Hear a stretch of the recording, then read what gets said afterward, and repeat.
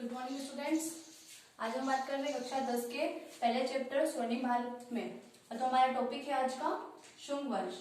हमने जो पहले पढ़ा था मौर्य वंश के बारे में कि मौर्य वंश का जो अंतिम शासक था उसका नाम था वृहदत्त। तो हमने पढ़ा था कि वृहदत्त की हत्या करके उसी के मंत्री जिसका नाम था पुष्यमित्र शुंग, जो कि इस वंश का शुंग वंश का प्रथम शासक था, उसने अपने राजा जो थे मौर्य वंश के उनकी हत्या करके वृहदत्त की हत्या करके 185 ईस्वी पूर्व में शुंग वंश की स्थापना की थी। तो इसके बाद में शुंग वंश साम्राज्य भारत में सत्ता में आया। फिर कुछ अन्य शासक रहे थे इसमें, जिनमें ज्येष्ठमित्र, अग्निमित्र, भद्रक, भागवत और देवभूति। तो इस वंश के शुंग वंश के अंतिम जो शासक थे वो थे देवभूति। देवभूति की हत्या की थी उनके सेनापति ने 73 ईस्वी पूर्व में देवभूति की हत्या कर दी गई थी और फिर कर्ण वंश की नए वंश की स्थापना हुई थी। तो इस तरह से शुंग वंश का जो शासन था वो 185 ईस्वी पूर्व से लेकर 73 ईसा पूर्व तक प्रारंभ में अंत तक चला था। फिर उसके बाद में कर्ण वंश की यहाँ पर स्थापना हो गई थी शुंग वंश के बारे में। फिर हम बात करते हैं हमारे दूसरा टॉपिक सातवाहन वंश के बारे में। सातवाहन वंश 60 ईसा पूर्व में इसकी स्थापना हुई थी। इसकी स्थापना की थी सिमुक नामक व्यक्ति ने आंध्र की घाटियों में, जो हमारा आंध्र प्रदेश है उसकी घाटियों में कृष्णा और गोदावरी नदी के घाटियों में इस वंश की सातवाहन वंश की स्थापना की थी। और उसके बाद में शातकर्णी प्रथम सातवाहन वंश का सबसे शक्तिशाली शासक, जिसने अपनी सत्ता को काफी प्रसिद्धि प्राप्त करवाई और ये एक शक्तिशाली शासक बना था। शातकर्णी प्रथम की मृत्यु के बाद में, जब उसकी मृत्यु हो गई थी उसके बाद में सातवाहन वंश के जो शासक हैं उन पर शकों का आक्रमण हुआ था। शकों के आक्रमण से ये जो सातवाहन वंश था उनकी सत्ता बिल्कुल नष्ट हो गई थी, मतलब उनकी सत्ता का हास्य हो गया था, कमजोर हो गई थी। फिर कई शासक हुए। प्रथम सिमुक ने स्थापना की थी सातवाहन वंश की, उसके बाद में शातकर्णी प्रथम जो कि सबसे शक्तिशाली शासक था, लेकिन उसकी मृत्यु के बाद में इस वंश का धीरे धीरे करके कमजोर होने लग गया और इसकी सत्ता जो थी वो नष्ट होती गई। लेकिन इसका जो 23वां शासक था जिसका नाम था गौतमीपुत्र शातकर्णी, उसने अपने साम्राज्य में शकों पर हो रहे शकों के आक्रमण को नष्ट किया और शकों के आक्रमण को नष्ट करके अपनी जो वंश था सातवाहन वंश उसकी खोई हुई प्रसिद्धि को पुनः से उजागर किया, उसकी शक्ति समृद्धि सत्ता को वापस शक्तिशाली बनाया। इस वंश के जितने भी शासक थे वो सारे हिंदू अनुयायी थे। हिंदू अनुयायी यानी हिंदू धर्म को मानने वाले शासक थे। तो सभी हिंदू धर्म को पालन करते थे और साथ में वो विष्णु के भक्त थे।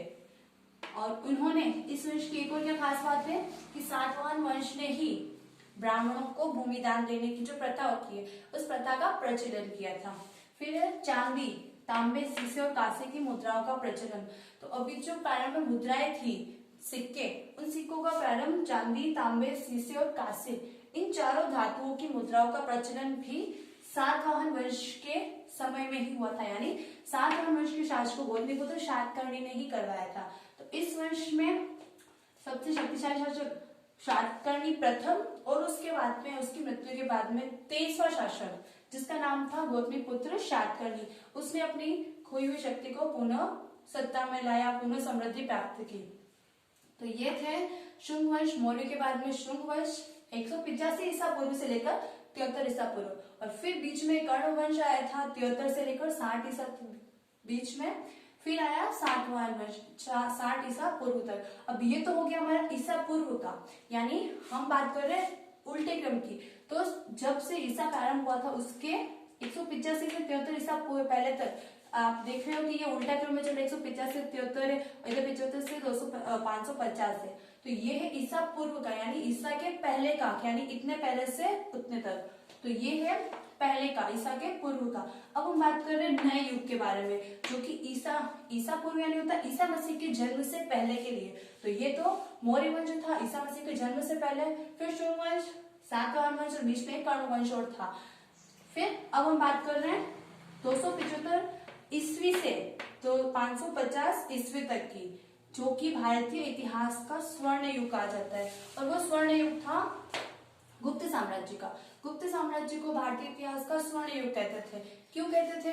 क्योंकि प्रारंभ में जब हमने पढ़ा था मौर्य वंश के बारे में, तो मौर्य वंश के बाद में मौर्य वंश की सत्ता काफी प्रचलित थी। मौर्य वंश ने काफी शक्ति समृद्धि प्राप्त की थी, विजय प्राप्त की थी। लेकिन शुंग वंश ने, सातवाहन वंश ने ऐसा कुछ भी प्रसिद्धि प्राप्त करने का कार्य नहीं किया था।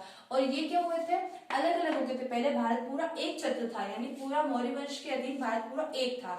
फिर मौर्यों के पतन के बाद में भारत के टुकड़े टुकड़े होने लग गए, यानी अलग अलग शासक होने लग गए। फिर हम जब गुप्त साम्राज्य आया ईसा मसीह के जन्म के बाद से 275 ईस्वी से 550 तक इसका शासनकाल रहा था, जिसको भारतीय इतिहास का स्वर्ण युग यानी सुनहरा युग कहते थे। तो फिर हम बात करते हैं गुप्त साम्राज्य के बारे में। तो गुप्त साम्राज्य की स्थापना की थी श्रीगुप्त ने। श्रीगुप्त ने 275 ईस्वी में गुप्त साम्राज्य की स्थापना की थी, और इसके साथ में इन्हें मिली थी, श्रीगुप्त को मिली थी महाराजा की उपाधि। तो प्रारंभ में महाराजा की जो उपाधि थी वो मिली थी श्रीगुप्त को, वरना पहले सम्राट कहते थे। तो श्रीगुप्त को महाराजा की उपाधि मिली थी। इनके बाद में चंद्रगुप्त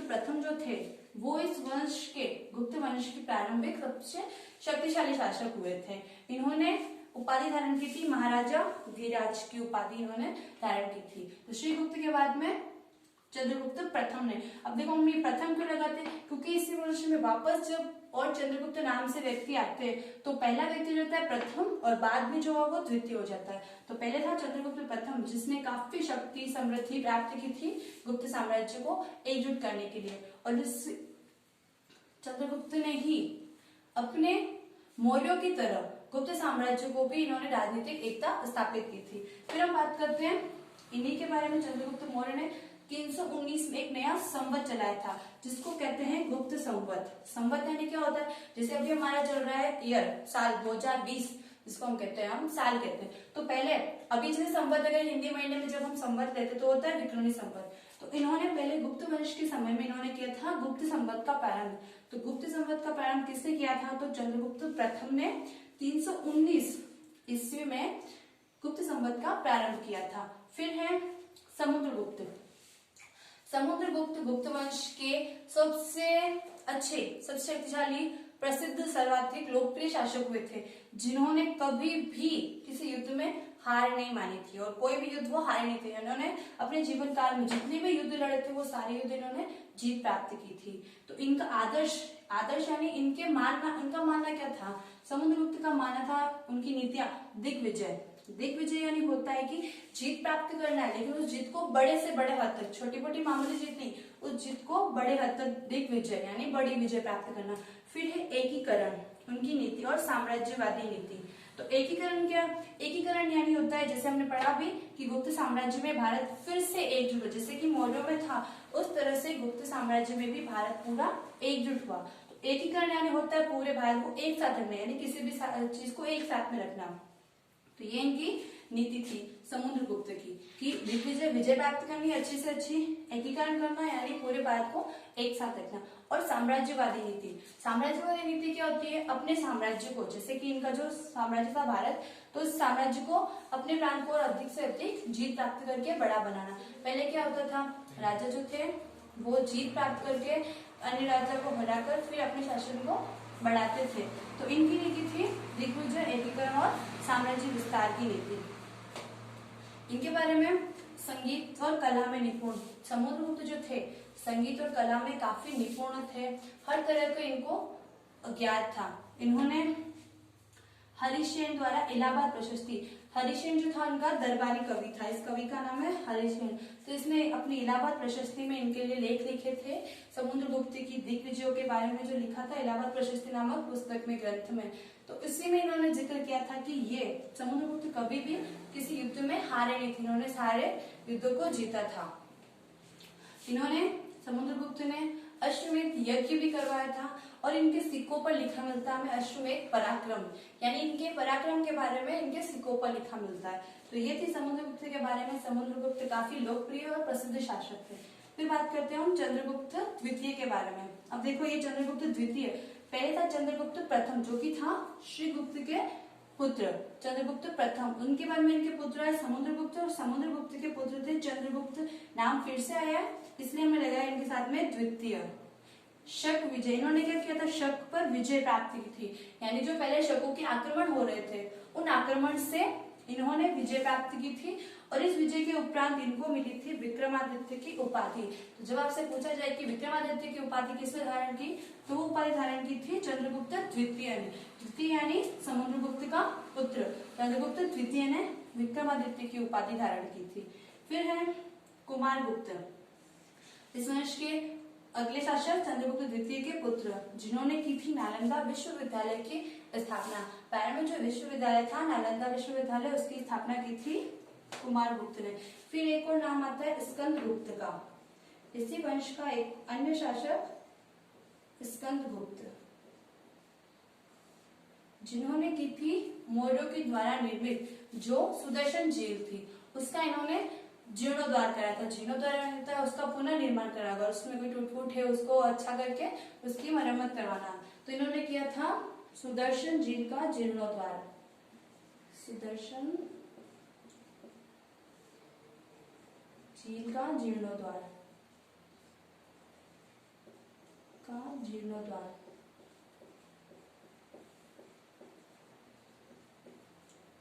जो कि मौर्यों के समय में बनाई गई थी, मौर्य वंश के समय में बनाई गई थी सुदर्शन झील, उसका निर्माण उसका करवाया था जीर्णोद्धार यानी स्कंदगुप्त ने करवाया था।